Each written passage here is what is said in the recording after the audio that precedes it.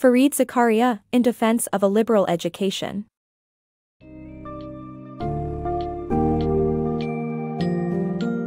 In Defense of a Liberal Education, Fareed Zakaria delves into the evolving landscape of education, particularly within the United States.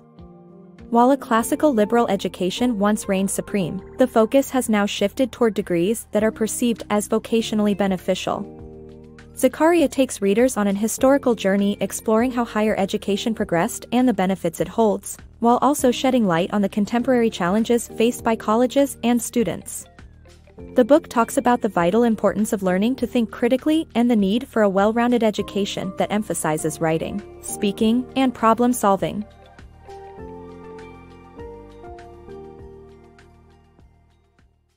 The end of liberal education.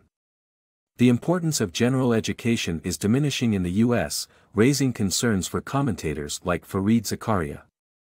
In the United States, the classical liberal education system is faltering as students now prioritize gaining vocationally relevant skills over a more comprehensive, general education. This trend is not limited to the U.S., as more and more young people worldwide opt for degrees with a measurable outcome. Fareed Zakaria, a commentator, admired the American education system for its broader approach to learning. He laments the current market-driven mindset that values career-oriented programs above all else. The focus, he argues, should be on critical thinking and analytical skills, not just technical knowledge, epitomized in the phrase, "learning to think is more important than the specific topics and books." The importance of liberal education. Education has come a long way since the Greeks introduced the concept of education for democratic participation.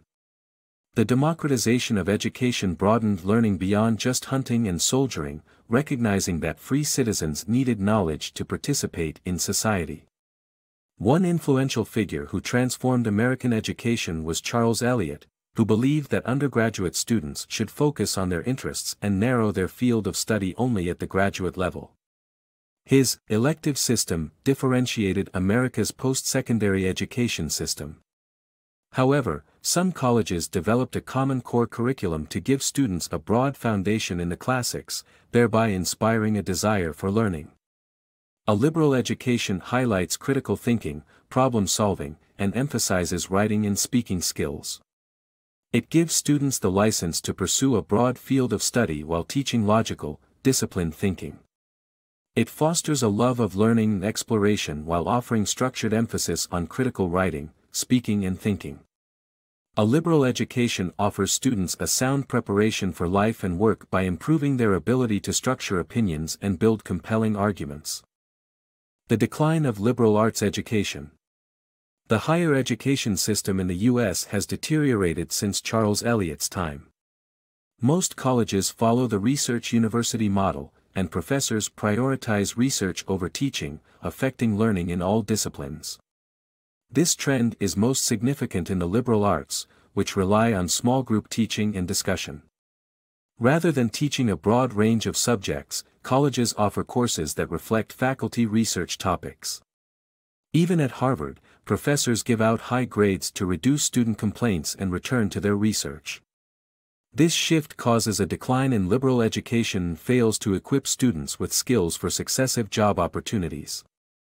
The value of liberal arts education. Despite common misconceptions, employers highly value the skills gained from a good liberal arts education, including critical thinking and problem-solving.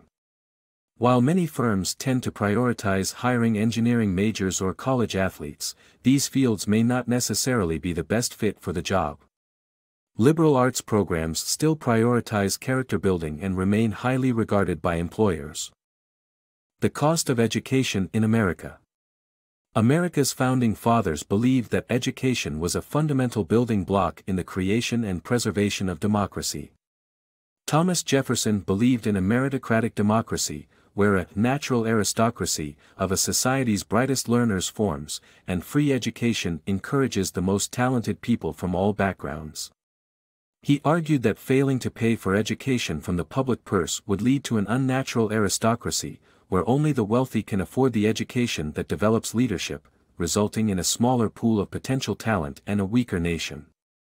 However, the cost of college tuition has risen 1,200% since 1978, climbing more than 4 times the rate of inflation, making it difficult for families to encourage their children to pursue their passions and interests.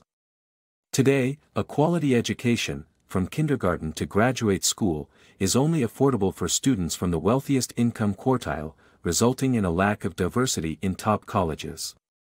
Liberal arts colleges are feared to lead to unemployment or underemployment, but Jefferson believed that education isn't just about math and science anymore. It's about creativity, imagination, and, above all, innovation, qualities that are essential for a strong and innovative nation. MOOCs and e-learning, tackling the cost of education. With e-learning, the cost of education has reduced significantly with the popularity of MOOCs. In addition to generating real-time data useful for analysis and course adjustments, MOOCs provide more personalized learning opportunities. Although they may not match the exclusive college experience offered by elite universities, MOOCs and e-learning provide high-quality, credentialed college education for a large number of students globally. This has led to established universities seeking to provide online and distance education to meet demand. The cost of standardized testing. The impact of standardized testing on innovation and knowledge flow is a recurrent issue, and in this book, it's no different. How a society values its liberal arts is a good indicator of how it respects human life overall. The pursuit of knowledge has always been a crucial aspect of Western culture, from the early 1800s when advancements in science, health, and technology enabled people to live more prosperous lives. It's little wonder, therefore, that countries like the US and Sweden, where taking risks and embracing new ideas is encouraged, create more entrepreneurs. Conversely, countries where test-taking is glorified tend to have less innovative, risk-averse societies, such as South Korea, China, and Singapore, all of whom are lauded for their high education standards. The lesson from history is clear: regimes that harnessed knowledge for their selfish gain had to control it through a combination of violence and other nefarious means. The free flow of ideas and the valuation of education lead to longer, healthier lives, more stable governments, and increasing prosperity for all. An invaluable skill worth acquiring is the ability to write clearly and quickly. The importance of liberal arts education.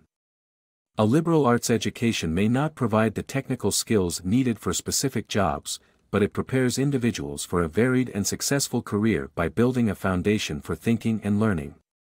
The value today lies in the combination of engineering, arts, and sciences. Having a blend of technical skills and creativity pays tremendous dividends in the work world.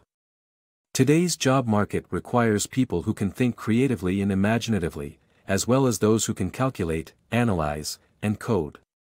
In this context, a liberal arts education provides a broad, deep investigation of knowledge and life. It equips students with the skills to think critically, communicate effectively, and adapt to change. In the current economic climate, where computers or lower-paid workers in developing nations do most of the routine work that well-paid, white-collar workers in the U.S. performed only recently, a liberal arts education is more important than ever. Pressure on contemporary young people. Today's young people experience more pressure than prior generations due to societal changes. The focus is on career, money, and entrepreneurship, with tech entrepreneurs being their role models. Adults are denying them the freedom to explore learning and critical thinking by discouraging humanities. Innovation versus imitation. Politicians advocating for emulating Asian nations in math and science may pose a risk. While Chinese children may test ahead of their American counterparts, it's because they spend more time in school rather than inherent superiority. The West must play to their cultural strengths and encourage cross-disciplinary thinking, creativity, and dissent. Despite rising costs, people in Western democracies have more intellectual freedom than previous generations and should not be limited to just math and science. They should enjoy the luxury of studying the arts, history, music, and poetry.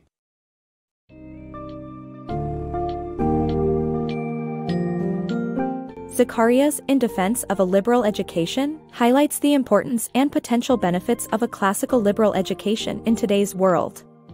Despite the increasing emphasis on job-ready, vocational education, the author argues that a liberal arts education remains indispensable for developing critical thinking, problem-solving, and the ability to learn skills that are highly sought after by employers. He emphasizes that fostering cross-disciplinary thinking, creativity, and dissent will help society thrive in an age of innovation. In the age of exponentially rising education costs and the advent of e-learning and MOOCs, Zakaria invites readers to reflect on the true value and purpose of a liberal education in nurturing well-rounded, creative and innovative individuals.